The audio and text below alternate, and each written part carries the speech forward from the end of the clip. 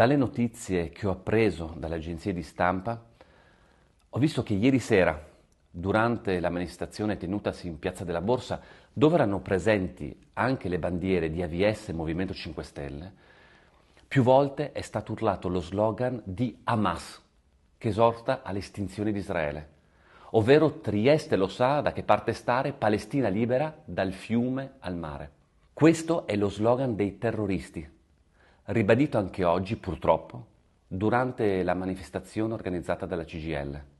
Una vergogna assoluta, che scopre un velo.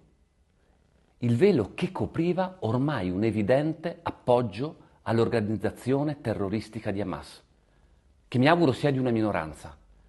Ma tutti gli altri che erano in piazza o al corteo sono stati zitti. Un antisemitismo che non conosce nemmeno più la vergogna di esporsi pubblicamente.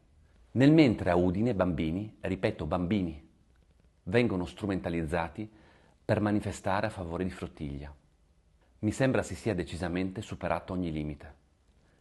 Mi auguro che tutte le forze democratiche prendano una posizione chiara e la si finisca, per alcuni, di continuare a cavalcare la piazza. Una piazza che sta distruggendo edifici, danneggiando proprietà private, fermando illegalmente stazioni e porti. La giustificazione è sempre la stessa, sono una piccola parte. Una piccola parte che però sta sempre in quelle piazze. Anche ieri sera a Trieste è stata sfondata e distrutta una vetrata della stazione. Chi pagherà oltretutto per questi danni non si sa. Prese a calci auto di cittadini privati, ferito un poliziotto. Adesso è arrivato l'ora di dire basta.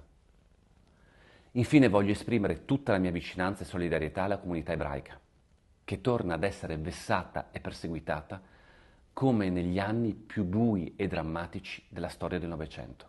Sono con voi.